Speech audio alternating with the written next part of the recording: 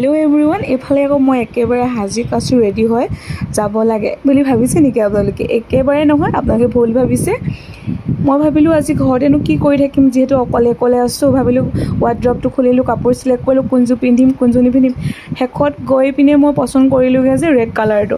আৰু red colour এনেও ভালে লাগে দিয়কচোন বাৰু। আৰু এই কাপোৰযোৰ পিছে কেনেকুৱা লাগিছে কমেণ্ট কৰিব। পিছে কাপোৰযোৰ মোৰ বৰ প্ৰিয়, জানেনে?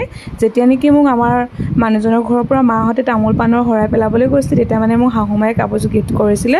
আৰু কাপোৰযোৰ বৰ মৰমৰ, জানেনে? বহুত মৰমত থওঁ মই। কাপোৰযোৰৰ সৈতে মোৰ মানুহজনীক কেনেকুৱা লাগিছে কমেণ্ট কৰিব।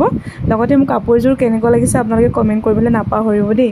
পিছে আশা কৰোঁ আপোনালোক সকলোৱে ভালে আছে, নহয়নে? মোৰো ভালেই বাৰু। ভাবিলোঁ দিনটো এনেই থকাতকৈ আজি এনেই নিজকে ঘৰত থকাতকৈ অলপ মানুহজনী বেলেগ হৈ কিবা এটা কৰোঁচোন বুলি। তাকে ভাবিলোঁ এটা ৰিলচ বনাওঁ, আপোনালোকলৈও আগবঢ়াওঁ। গতিকে সকলোৱে শেষলৈকে চাব ভিডিঅ'টো, কেনেকুৱা লাগিছে কমেণ্ট কৰিব। আৰু মোৰ ইউটিউব চেনেলটো ছাবস্ক্ৰাইব কৰি দিব, লগতে ফেচবুক পেজটো ফ'ল' কৰি দিব। আজিলৈ বাই বাই।